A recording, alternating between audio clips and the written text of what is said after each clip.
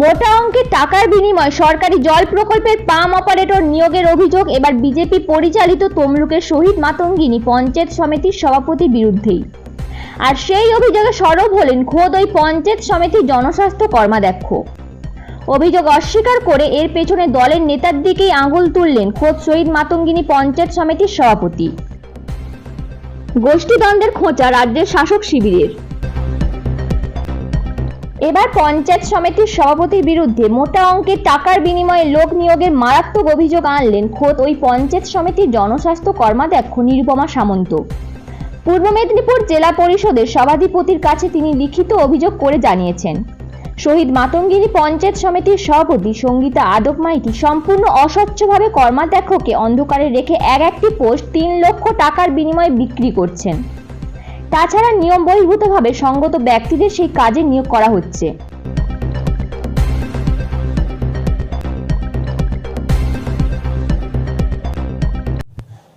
আমার অভিযোগ, আমি জনস্বাস্থ্যের কর্মাধ্যক্ষ, যেহেতু আমার পিএইচই দপ্তর নিয়েই অভিযোগটা, যে পিএইচই দপ্তরে যত নিয়োগ প্রক্রিয়া হচ্ছে এই নিয়োগ প্রক্রিয়াকে মূলত নিয়ে আমার সভাপতির বিরুদ্ধে অভিযোগ।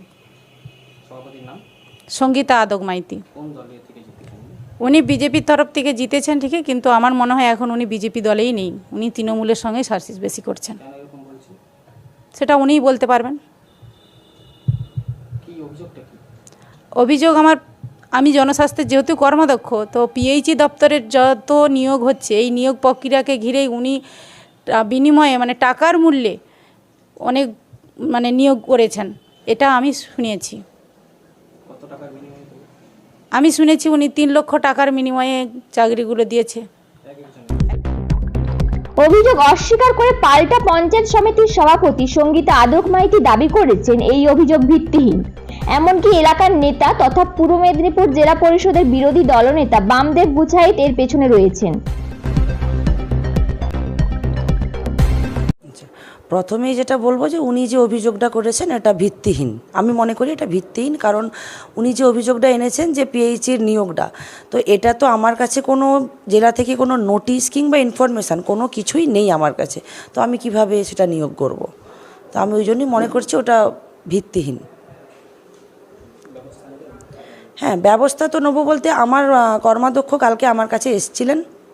উনি এসে নিজে মুখে স্বীকার করেছেন যে আমি ভুল করেছি, আমি না জেনে এরকম একটা চিঠি দিয়ে ফেলেছি, আমি অন্য কারো প্রলোভনে পা দিয়েছিলাম। এবং উনি নামটাও স্বীকার করেছেন যে আমি বামদেব গুছাইতের কথায় এটা করেছি, যে উনি আমাকে ধমক দিয়েছেন যার কারণে আমি করে ফেলেছি, তো আমি ভুল করেছি। এই নিয়ে আমার কাছে একটা ভিডিওও রয়েছে, ভিডিও বলছে অডিও রয়েছে, রেকর্ড একটা রয়েছে, আমি আপনাদের সেটা দিয়ে দেবো। না, ওনারা যদি এটা করছেন সেটা তো আমার কিছু বলার নেই। নিজের বলবো কি, পরিবার, আমারই তো পরিবার, আমার পরিবারের লোকই আমার বিরুদ্ধে এলিগেন্স নিয়ে আসছে, তো এর বিরুদ্ধে আমি চাইবো যে স্টেপ আমি নেব। তবে তার বিরুদ্ধে ওঠা সভাপতির এই অভিযোগ অস্বীকার করে বামদেব গুছাইত আবার পঞ্চায়েত সমিতির সভাপতি তৃণমূলের সাথে হাত মিলিয়ে দুর্নীতি করছেন বলে সরব হয়েছেন। আমাদের মধ্যে অনেক যোগ্য ব্যক্তি ছিল, তারপরেও দলের সিদ্ধান্ত মেনে ওই ভদ্রমহিলাকে আমরা সভাপতি পদে সকলে মিলেই নির্বাচিত করে তাকে সভাপতি বানিয়েছি। তার কাছ থেকে আমরা আশাবাদী ছিলাম যে মানুষ পরিষেবা হবে এমন কোনো কাজকর্মের সঙ্গে তিনি যুক্ত হবেন। তা না করে তিনি দলকে ব্যর্থ রেখে, দলকে অন্ধকারে রেখে, দলের ক্ষতি সাধন করে তিনি প্রতিনিয়তই তৃণমূলের সঙ্গে যোগ সাজস করে যেভাবে নিজেকে দুর্বৃত্তায়নের একটা মুখ্য জায়গায় পৌঁছে দিতে সক্ষম হয়েছেন, তার বিরুদ্ধেই আমাদের জনস্বাস্থ্যের কর্মাধ্যক্ষ লিখিত অভিযোগ করেছেন। কেন করেছেন জানেন আপনারা? গত 3 মাস ধরে এই ব্লক এলাকায় বিভিন্ন জায়গায় পিএইচই যে জল জীবন মিশন প্রকল্প, যেটা মোদিজির স্বপ্নের প্রকল্প, সেই প্রকল্পে পাম্প অপারেটর হিসেবে যাদের নিয়োগ করা হচ্ছে, সব নিয়োগগুলো হয়েছে তৃণমূলের লোকেদেরকে। শুধু তাই নয়, তৃণমূলের লোকেদের নিয়োগ করার পাশাপাশি আর কি আমরা দেখেছি, যত লোক নিয়োগ হয়েছে তার মধ্যে এমন কিছু লোককে আমরা খুঁজে পেয়েছি, যার একজনের নাম সুনীল দেব অধিকারী, যিনি হরিনানে পাম্প হাউসে পাম্প অপারেটর। তার গোটা সর্বাঙ্গে দেখবেন 10 ভরি সোনার গহনার অলংকার। তিনি 4 চাকায় করে রাস্তায় যাতায়াত করেন, এলাকার মানুষ সবাই জানেন। তার বাড়িতে যে কুকুর আছে, কুকুরকে প্রতিদিন খাসি মাংস খাওয়ানো হয়, ডিস্টিল ওয়াটারে স্নান করেন, তাকে দেওয়া হয়েছে কাজ। কেন না, তার দ্বারা এই লোকটি পরিচালিত হয় মহিলা। তিনি কে? তৃণমূলের একজন নেতা, হারমাদ নেতা। আর কি, গত পরশুদিন এই মাতঙ্গিনী ব্লকের তৃণমূলের আরেকজন হারমাদ নেতাকে নিয়োগ করা হয়েছে রামচন্দ্রপুর পিএইচিতে, যেখানে শান্তিপুর গ্রাম পঞ্চায়েতের মধ্যে অবস্থান করছেন, সেই ভদ্রলোক তিনিও রাজ্য সরকারের কাছ থেকে বেতন পেয়ে থেকে থাকেন। স্বাভাবিক কারণ এটা প্রমাণিত করছে যে এই সরকারি চাকুরিজীবীকে চাকরি দেওয়া আর অপরদিকে 10 ভরি সোনার গহনা অলঙ্কারে অলঙ্কৃত ব্যক্তিকে চাকরি দেওয়া প্রমাণ করছে দুর্নীতির সঙ্গে আঁতাত না হলে এটা হয় না। এবং আমরা জেনেছি যে জেলা পরিষদের সভাধিপতি এই দুর্বৃত্তায়নের মূল শিরোমণি, তিনি আইনের ফাঁক না খুঁজে, আইনকে বৃদ্ধাঙ্গুষ্ঠ দেখিয়ে, কোনো গেজেট না করে, কোনো নির্দেশিকা না দিয়ে সভাপতি রেকমেন্ডেশনের উপরে দাঁড়িয়ে যোগ সাজস করে তিনি এখানে রিক্রুটমেন্ট করছেন, উদ্দেশ্য এখান থেকে দুর্বৃত্তায়নশিপ করা। এবং আমাদের কাছে স্পেসিফিক অভিযোগ আছে, এই এলাকায় যাদের নিয়োগ করা হয়েছে তাদের কাছ থেকে কারো কাছ থেকে 3 লক্ষ টাকা, কারো কাছ থেকে 2 লক্ষ টাকা করে নেওয়া হয়েছে। এলাকায় আমরা বলছি না, সাধারণ মানুষ বলছেন, যারা নিয়োগ হয়েছেন তারা বলছেন যে তাদের কাছ থেকে টাকার বিনিময়ে নিয়োগ করা হয়েছে। ফলে এইটার উপরে দাঁড়িয়ে আমাদের তীব্র আপত্তি আছে। আমরা এতদিন অপেক্ষা করছিলাম, দলের নির্দেশ মেনে আমরা সভাপতিকে না নিয়েও কাজ করেছি, কিন্তু তার বিরুদ্ধে কোথাও কথা বলি না। আর সেই অভিযোগ অস্বীকার করে পূর্ব মেদিনীপুর জেলা পরিষদের সভাধিপতি তথা তৃণমূলের নেতা উত্তম বারিকের দাবি, বিজেপি গোষ্ঠীদ্বন্দ্বের ফলেই এই পারস্পরিক অভিযোগগুলি সামনে আসছে।